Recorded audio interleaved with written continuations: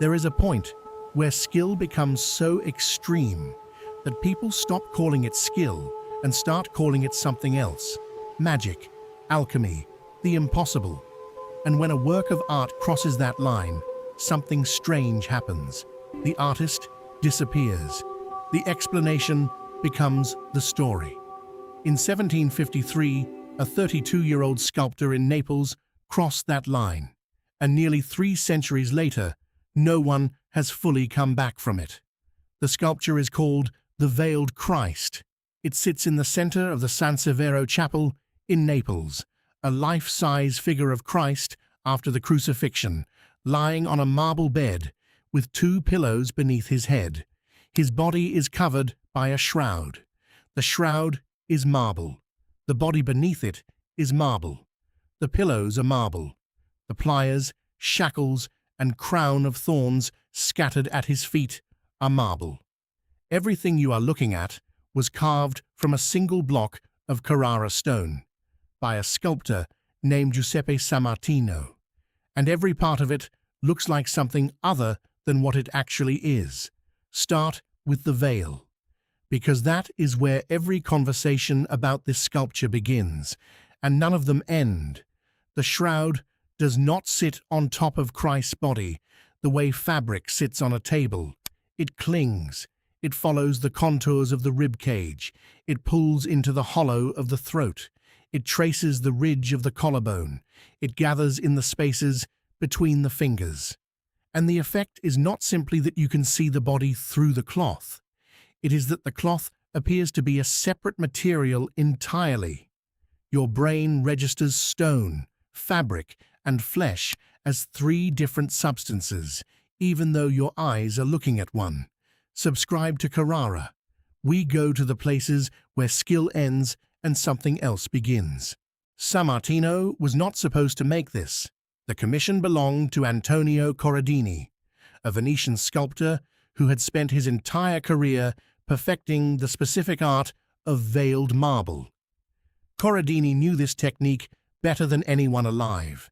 His modesty, which still stands in the same chapel, is itself a technical marvel. A fully veiled female figure whose body reads through carved stone drapery with complete conviction. Corradini had spent decades building toward the Veiled Christ commission. It was the work his entire career had been leading to. He died in 1752. He left behind only a small terracotta sketch of his planned Christ. The commission passed to Martino, who, according to the San Severo Chapel Museum, paid little attention to the older sculptor's sketch. He looked at what Corradini had planned, and he started from scratch. The backup artist ignored the blueprint, and what he produced was something that the greatest sculptor in Europe at the time, Antonio Canova, a man who made marble do things no one before him had achieved, later said he would give 10 years of his life to have created. Canova came to Naples specifically to see it. He tried to buy it. He was refused. He left. And what he said about the Veiled Christ became one of the most repeated sentences in the history of sculpture.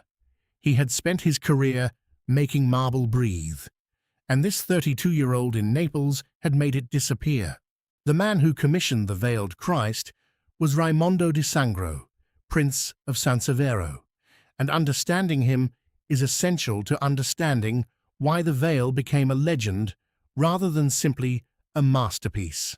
Raimondo was the Grand Master of the Neapolitan Masonic Lodge, a practicing alchemist, an inventor whose experiments bordered on performance art. He built a carriage with cork horses that drove across the Bay of Naples on paddle wheels. He developed fireworks that detonated with the sound of birdsong. In the basement of this same chapel, he kept 2 human skeletons, wrapped in an arterial system so detailed that for centuries visitors believed he had injected living servants with a substance that metallized their blood. A 2008 analysis by University College London researchers confirmed the circulatory systems were artificial.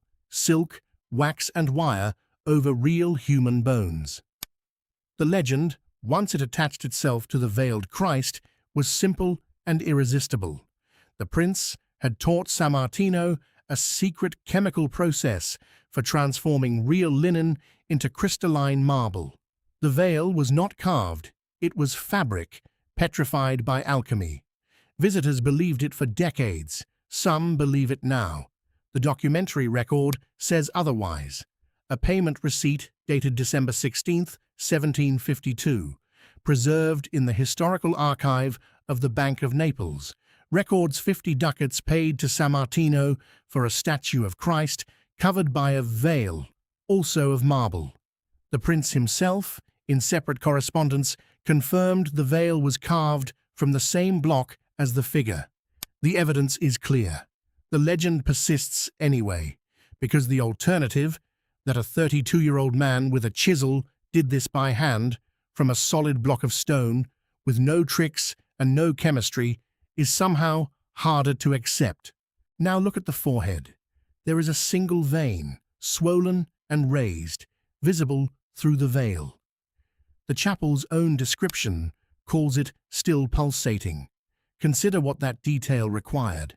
San Martino had to carve the anatomical accuracy of a vein beneath skin, and then carve the illusion of transparent fabric on top of that, from the same piece of stone. The vein exists in the layer below the veil. The veil exists in the layer above the vein. Both layers are marble. Neither layer is separate. Now look at the feet, at the instruments of the Passion, the pliers, the shackles, the crown of thorns.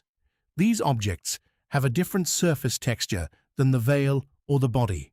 The thorns read as thorns. The metal reads as metal. The fabric reads as fabric. The skin reads as skin. San Martino needed you to perceive at least 3 distinct materials from a single slab of Carrara stone, and he succeeded. The art historian Rudolf Virchow dismissed the veiled Christ as a hypertrophic effort, pure technical showmanship, virtuosity for its own sake.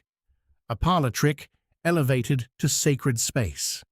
And that reading has followed the sculpture ever since, hovering over every conversation about it. Is this art, or is this magic trick? But there is another reading. In Christian iconography, a veil represents the boundary between the human and the divine, between the visible and the invisible, between presence and absence. By that reading, the marble veil is not a demonstration of skill. It is a theological threshold, the point where your physical reality meets the representation of the sacred, and your brain fails to process them as the same thing. Subscribe to Carrara. The objects that force your brain to fail are the ones that matter most. Here is the question the sculpture refuses to answer. If the veil is a burial shroud, which it is anatomically in the narrative of the sculpture, then it functions as a final act of mercy, covering the ravaged body, hiding the wounds from public view. A gesture of dignity made permanent in stone. But look at what the veil actually does. It makes every wound more visible. Every rib is more defined through the clinging fabric than it would be in bare stone. Every trace of suffering is more legible through the veil than without it. The covering reveals more than nakedness ever could. The shroud that is supposed to hide becomes the instrument of maximum exposure. So is the veil concealing Christ or exposing him. If you see concealment, you see compassion. The veil as mercy, as the final privacy of a broken body. If you see exposure, you see something far more unsettling. A shroud that strips away dignity rather than preserving it. A transparency that forces you to look at what the veil was supposed to spare you from seeing. Virchow was wrong about one thing. This is not virtuosity for its own sake. The virtuosity is the point. The reason San Martino needed you to read the marble as fabric is that if you read it as marble, the theological argument collapses. The veil only functions as mercy as exposure, as threshold, if your brain believes it is fabric. The technical achievement is not decoration. The technical achievement is the theology. The veiled Christ still sits in the center of that chapel in Naples. It has never been moved. It still forces you to choose. Do you trust the documents or do you trust your eyes? The documents say, one block of stone, one chisel, one 32-year-old man. Your eyes say, three materials, an impossible transparency, something that cannot be what it is. Both of these things are true, and the sculpture exists in the gap between them.